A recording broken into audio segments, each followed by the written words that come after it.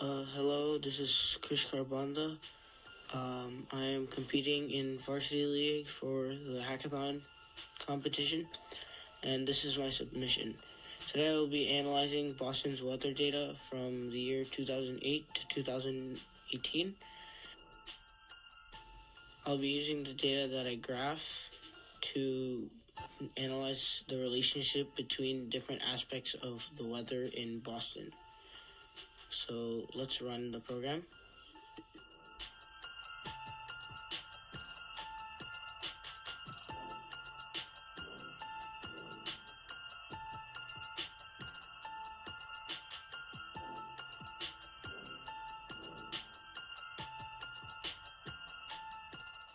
The program may look like it's doing nothing and it's just running, but keep a close eye on the left side where all the files are.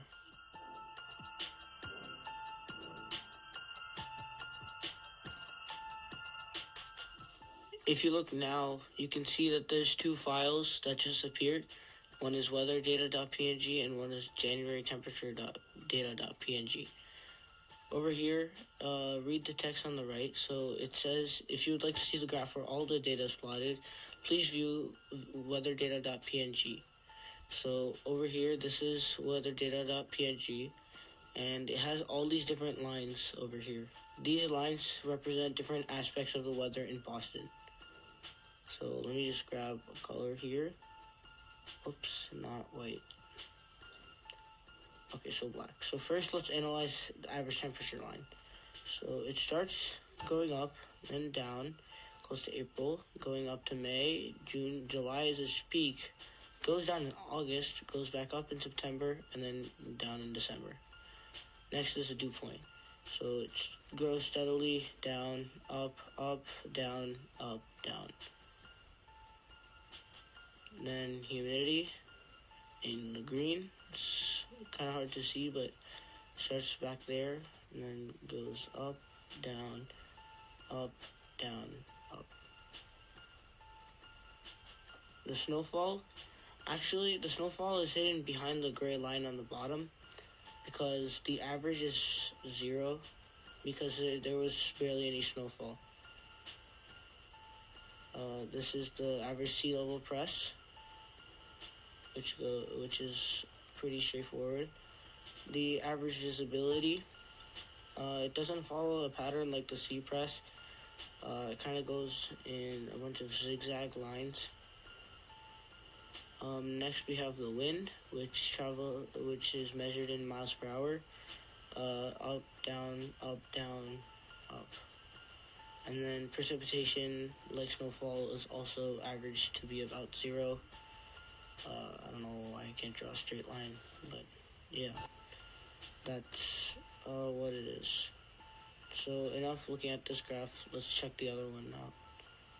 So this is the weather data for January's average temperature from 2008 to 2018. On the right here in the console, this is my analysis of the weatherdata.png. When you run the program, please make sure to read that. Now, this part instructs you, if you're on a different page, to go to the January temperature data.png. So over here, that's 2008, that's 2009. Over here, 2010s, which sits directly on the line, 2011, 2012, 2013, 2014, 2015, 2016,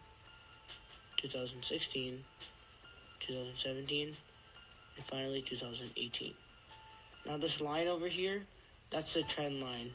That line will be useful later.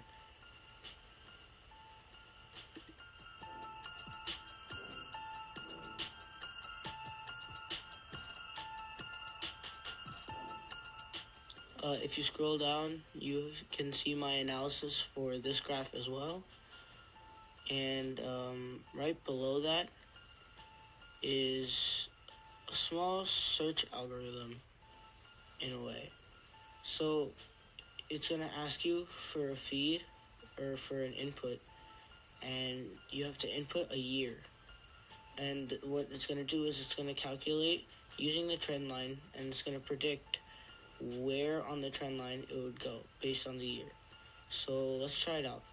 So we typed in 2030, and it automatically updated the graph, and it says the temperature is roughly 32.66 in the year 2030, and you can see the equation over here, which is 0.13 minus 241.18.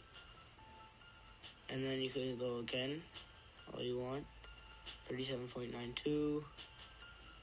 And now we'll just type done, and it ended. Thank you so much for watching. Please make sure to run my program, and I hope you like it.